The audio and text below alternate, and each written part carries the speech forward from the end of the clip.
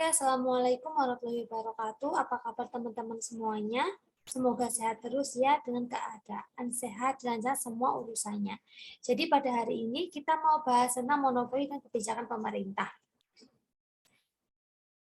Nah, jadi setelah mempelajari bab ini, mahasiswa itu diharapkan mampu yang pertama menjelaskan tentang monopoli, tentang oligopoli, tentang suap, tentang tips dan undang-undang anti monopoli. Nah, untuk monopoli oligopoli kalian sudah dibahas di dalam ekonomi mikro atau ekonomi makro, itu sudah mendetail banget. Jadi ini saya cuman pembukaan aja. Jadi apa hubungannya monopoli sama etika bisnis itu sendiri? Nah, monopoli adalah suatu situasi dalam pasar di mana hanya satu atau segelintir perusahaan yang menjual produk atau kombinasi tertentu yang tidak punya pengganti yang mirip. Dan ada hambatan bagi perusahaan atau pengusaha lain untuk masuk dalam bidang industri atau bisnis tersebut. Jadi intinya kalau di pasar monopoli hanya satu perusahaan atau hanya dua perusahaan atau satu perusahaan yang menguasai barang tersebut. Contohnya di Indonesia itu ada Pertamina yang menjual bahan baku BBM, Pertalite, dan lainnya. Itu cuma Pertamina. Perusahaan lain tidak ada. Lalu ada PT Kereta Api, lalu ada PLN, dan ada Telkom Indonesia. Nah, dengan kata lain, pasar dikuasai oleh satu atau segelintir perusahaan, sementara pihak lain sulit masuk di dalamnya. Karena itu, hampir tidak ada persaingan yang berarti. Jadi kalau di pasar monopoli tidak ada pesaingnya, tidak ada perusahaan lain yang menyaingi karena hanya perusahaan itulah yang menyediakan barang yang dibutuhkan. Nah, lalu monopoli dibagi beberapa jenis. Yang pertama itu ada monopoli alamiah. Nah, monopoli alamiah sendiri yang pertama itu lahir karena mekanisme murni dalam pasar.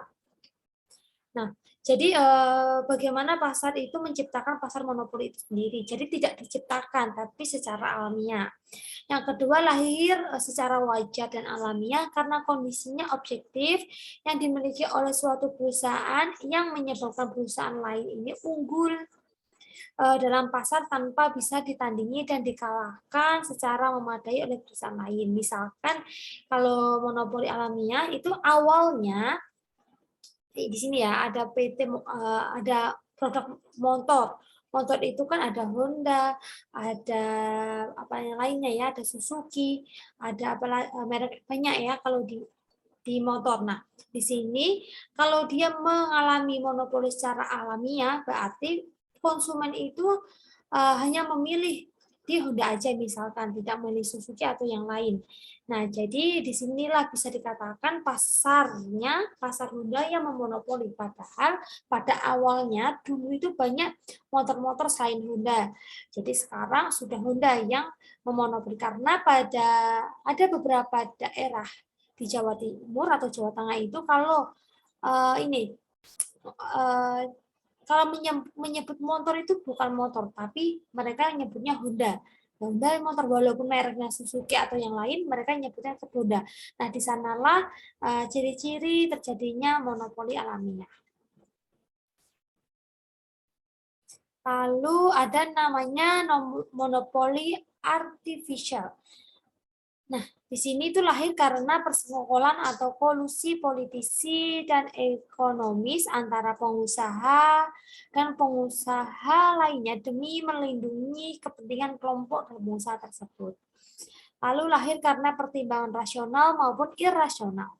Lalu suatu rekayasa sadar yang pada akhirnya akan menguntungkan kelompok yang mendapat monopoli dan merugikan kepentingan kelompok lain bahkan kepentingan mayoritas masyarakat. Nah, di sini kalau artificial di sini itu monopolinya disengaja biar perusahaan salah satu perusahaan yang memonopoli tidak akan turun seperti itu, tidak akan bangkrut, tidak ada yang menyaingi. Lalu ini ada oligopoli. Nah, oligopoli sendiri itu adalah suatu bentuk monopoli tetapi agak berbeda sifatnya. kecuali monopoli kalau monopoli merupakan kolusi antara perusahaan dan penguasa, sedangkan oligopoli ini kolusi antara pengusaha dan pengusaha. Nah, kalau monopoli biasanya ada penguasa atau pemerintahan sama pengusaha. Nah, kalau oligopoli itu kolusi antara pengusaha sama pengusaha. Jadi mereka itu gabung 2 atau 3 pengusaha untuk memonopoli suatu barang atau suatu produk. Biasanya seperti itu.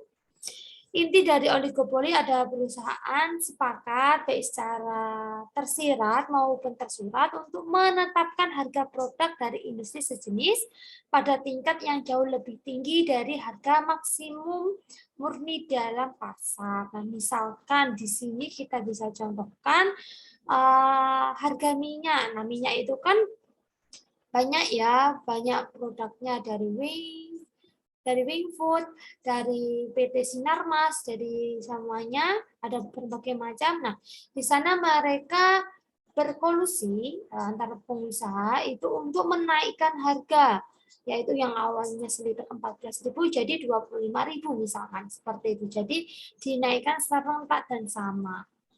Lalu dalam praktek monopoli artificial, perusahaan tertentu melakukan kolusi dengan pengusaha demi mengalahkan atau menyingkirkan perusahaan lain, sedangkan praktek oligopoli adalah persenggokolan antara beberapa perusahaan sejenis dengan tujuan utama untuk mengalahkan dan mendikte konsumen seperti itu. Jadi beda ya, kalau monopoli emang cuma 1 atau 2 kolusinya, tapi kalau oligopoli itu beberapa perusahaan tapi bersekongkol untuk serentak menaikkan harga yang sama mungkin, tapi barangnya yang similar, misalkan minyak tadi, minyak goreng itu kan dari berbagai pabrik atau perusahaan. Di sana antara pengusaha dan pengusaha lain itu serempak menaikkan harga minyak seperti itu. Lalu yang ketiga kita bahas tentang suap ya. Nah, di sini adalah suap adalah salah satu praktek yang sampai tingkat tertentu juga mengarah pada monopoli dan juga merusak pasar. Itu adalah suap. Nah, banyak ya dilakukan suap, misalkan untuk melancarkan pembukaan jalur ini, pembukaan lahan pabrik, pembukaan lahan sawit, pembukaan lahan yang merusak lingkungan, pabrik yang merusak lingkungan. Nah, biasanya ada beberapa kasus itu biar lancar kegiatannya atau usahanya itu nanti adanya suap. Jadi menyuap seperti itu. Lalu suap ini mengarah pada monopoli karena suap menyuap mencegah perusahaan untuk masuk dalam pasar bersaing secara fair. Nah, di sini juga suap itu dalam salah satu perusahaan yang ingin monopoli akan menyuap suatu perusahaan atau pemerintah itu biar tidak ada perusahaan lain yang menyaingi, seperti itu. Biar perusahaan yang baru mau masuk ke pasar itu tidak bisa atau dipersulit. Lalu dengan suap, perusahaan menyuap dapat hak istimewa untuk melakukan bisnis tertentu yang tidak bisa dimasuki oleh perusahaan lain. Ya, jadi tidak ada perusahaan yang masuk seperti itu. Lalu melalui suap, pihak pemerintah mengeluarkan peraturan tertentu untuk melindungi kegiatan bisnis perusahaan penyuap tadi. Untuk mengeluarkan langkah kebijakan tertentu bertujuan untuk melindungi perusahaan penyuap. Jadi tetap ya, jadi suap itu untuk melindungi yang penyuapnya. Gitu. Jadi kalau besok kalian di dalam dunia pemerintahan, masuk ke dalam dunia pemerintahan kebijakannya, itu nanti kalian tidak usah menerima suap-suap atau gratifikasi, itu tidak usah. Gitu ya.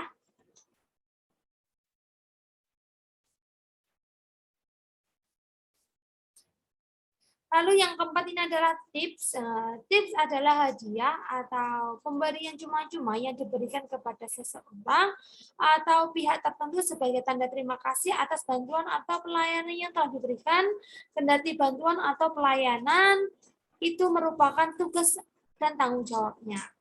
Nah, di sini tuh tips itu biasanya kalau bisa disebut gratifikasi. Jadi misalnya semua pejabat-pejabat, semua pejabat tinggi itu tidak boleh menerima hadiah apapun, lukisan, jam tangan, motor, dan lain itu nggak boleh harusnya. Nanti bisa dikatakan suap atau tips karena itu akan melanggar hukum juga.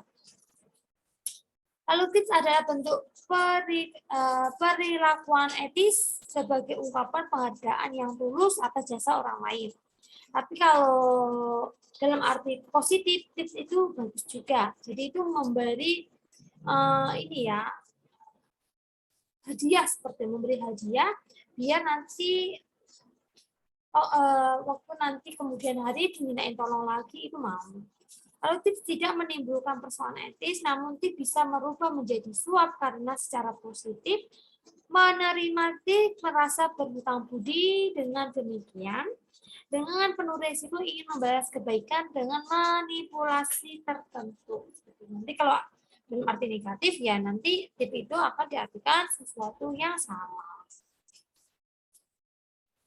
Lalu ini ada undang-undang anti monopoli, yaitu bukan untuk membatasi pasar akan tetapi justru untuk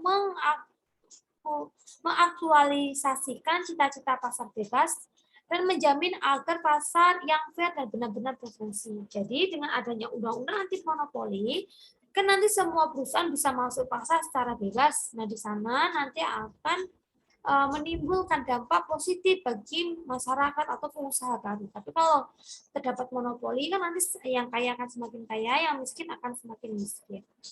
Lalu untuk melindungi kesejahteraan konsumen dengan melarang praktek-praktek bisnis yang curang dan tidak fair.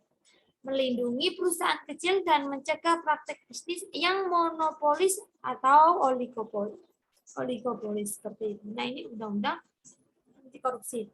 Nah, untuk lebih jelasnya lagi, kalian kalau mau melihat pasal per pasal tentang undang-undang pasar politik bisa dibaca sendiri akan lebih jelas. Oke, terima kasih. Nanti jika ada pertanyaan bisa ditanyakan di grup WA atau yang lainnya. Kalau begitu saya pamit undur diri dulu. Mohon maaf kalau saya ada salah kata. Wassalamualaikum warahmatullahi wabarakatuh.